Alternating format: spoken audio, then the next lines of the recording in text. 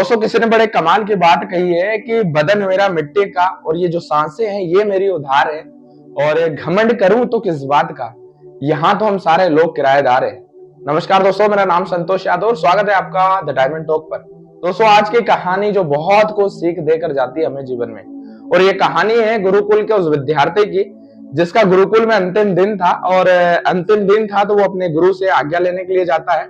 वो जब गुरुजी से आशीर्वाद लेने के लिए जाता है तो उनके जो गुरु होते हैं वो उन्हें एक आईना देते हैं। कहते हैं कि बेटा ये बहुत ही चमत्कारी आईना है और जिसके भी तरफ तुम ये आईना करोगे उसके दिल में दिमाग में क्या चल रहा है सारी बातें तुम्हें पता चलने वाली है। वो लड़का सोचता है कि क्यों ना सबसे पहले गुरुजी के बारे में ही देखा जाए कि इनके दिमाग में क्या चलता है, गुरुजी कितने बुद्धिमान हैं। तो वो देखता है कि गुरुजी के अंदर ही बहुत ज्यादा क्रोध भरा हुआ है और गुरु के अंदर ही बहुत सारी कमियां हैं। अब जब वो वहां से गुरुकुल से निकलता है तो रास्ते में ये सारी चीजें सोचता रहता है कि मैंने जिनको गुरु माना, जिनसे मैंने इतना पाठ सीखा है, उनके अंदर ही कमियां हैं। उन्होंने अपनी ही कमियां दूर नहीं करी अभी तक, उनके अंदर ही बहुत सारा क्रोध भरा हुआ है। ये सारी चीजें सोचते हुए वो जा रहा था कि उसे रास्ते में उसका दोस्त दिखाई दिया। उसने सोचा चलो दोस्त के बारे में पता करते कि भाई ये मेरे बारे में क्या सोचता है।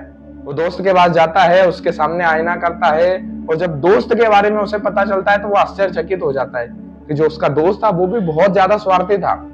और ये सोचकर वो बहुत आश्चर्यचकित हो जाता है, चिंता में पड़ जाता है। जब वो रास्ते में चलता है तो ये सारी चीजें सोचता रहता है कि भाई दुनिया में ये सारी चीजें क्या चल रही हैं। अब जैसे आगे बढ़ता है तो उसे उसके रिश्तेदार मिलते हैं। तो रिश्तेदारों के पास जाता है, बहुत एक्साइटेड होता है, बोले मेरे पास एक बहुत ही कमाल की चीज है, ये जो आईना है इसमें बहुत सारी चीजें बयां करता है, बहुत ही चमत्कारी आईना है।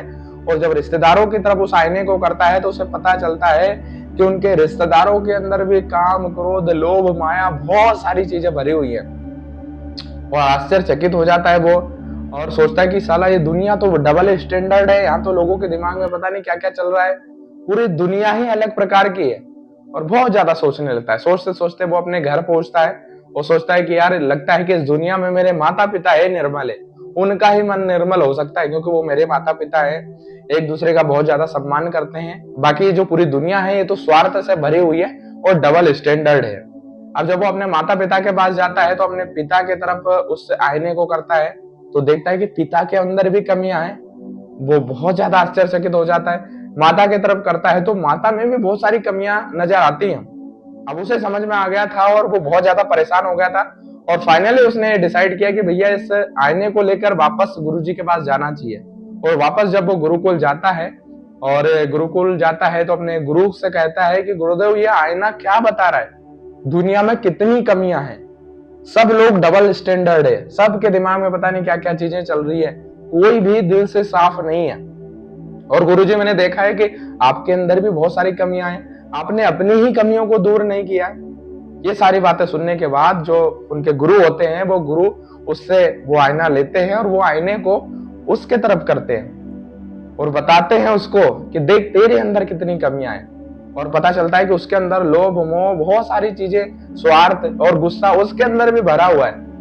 और गुरु से कहता है कि बेटा ये जो आईना दिया था ये मैंने तुम्हें अपने लिए दिया था कि तुम अपने जो अवगुण हैं उनको दूर करो, अपने अंदर जो कमियां हैं उनको दूर करो। भर से इस आईने को लेकर घूम रहे हो और दूसरों के अंदर कमियां ढूंढ रहे हो, बल्कि तुमने एक बार भी अपने तरफ इस आईने को करके नहीं देखा कि मेरे अंदर क्या कमियां हैं, मुझे अपने अंदर क्या सुधार करना है, मैं अपने में तो झांक कर देखूं। लेकिन नहीं, तुम पूरे दिन भर से सिर्फ लोगों के अंदर देख रहे हो कि किसके अंदर क्या कमियां है, किसके अंदर क्या कमियां है। दोस्तों इस कहानी का सार ही यही है, हम पूरी दुनिया में कमियां ढूंढते हैं, लोगों के अंदर कमियां ढूंढते हैं, लेकिन कभी भी हम अपने अंदर झांक कर भी देखते नहीं, लेकिन कभी भी हम अपने अंदर झांक कर नहीं देखते कि हमारे अंदर आखिर क्या कमियां हैं। दोस्तों यदि हर व्यक्ति अपने अंदर झांक कर देखे और अपनी कमियों को दूर कर ले तो इस पूरी दुनिया से अपने आप सारी कमियां दूर हो जाएंगी। इसलिए सबसे पहले सर्वप्रथम हमें खुद पर काम करना है, अपनी कमियों को दूर करना है, अपने अंदर झांकना है। दुनिया में तो ढेर कमियां, दुनिया में तो बहुत सारी चीजें हैं और उसमें आप कुछ भी नहीं कर सकते, दुनिया को नहीं सुधार सकते। इसलिए आपको खुद को सुधारना है। जिस दिन आप खुद को सुधार लोगे दुनिया अपने आप सुधर जाएगी। यदि कहानी पसंद आई हो तो वीडियो को लाइक करिएगा, चैनल को सब्सक्राइब करिएगा और एक प्यारा सा कमेंट जरूर करिएगा। मिलते हैं फिर से किसी खास वीडियो में, तब तक के लिए आप सभी लोगों को जय श्री कृष्ण।